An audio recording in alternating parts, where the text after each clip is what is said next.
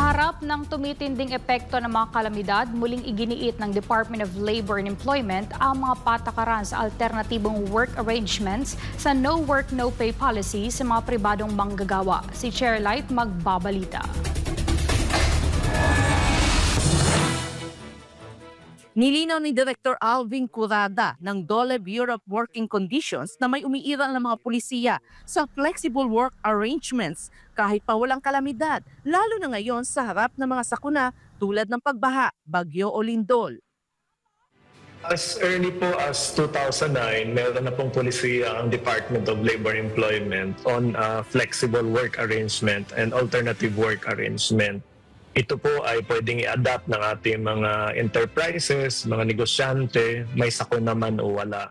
Kasama sa mga alternatibong set-up ang compressed work week, shifting o rotation ng empleyado, flexi time at work from home. Pero ayon kay Curada, hindi ito maaaring ipilit.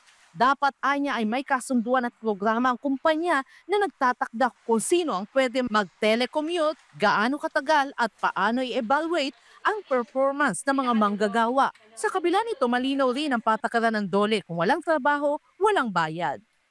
Ang policy pa rin natin ay no work, no pay. Dapat siguro bigyan din natin ng konteksto bakit no work, no pay yung ating pulisiya kung hindi makapagtatrabaho yung ating mga workers. Ilang kumpanya sa pribadong sektor na nagbibigay ng pay leave tuwing may sakuna.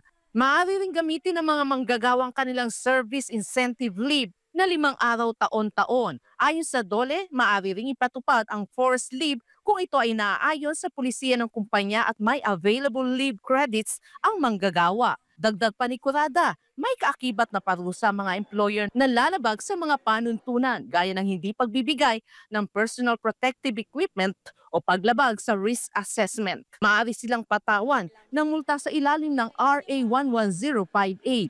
Pinaalalahanan din ng DOLE ang mga manggagawa na maaari silang magsumbong o humingi ng payo sa hotline 1349 o bumisita sa mga DOLE offices sa kanilang rehiyon. Para sa Diyos at sa Pilipinas kung mahal, Chairlight, SMNA News.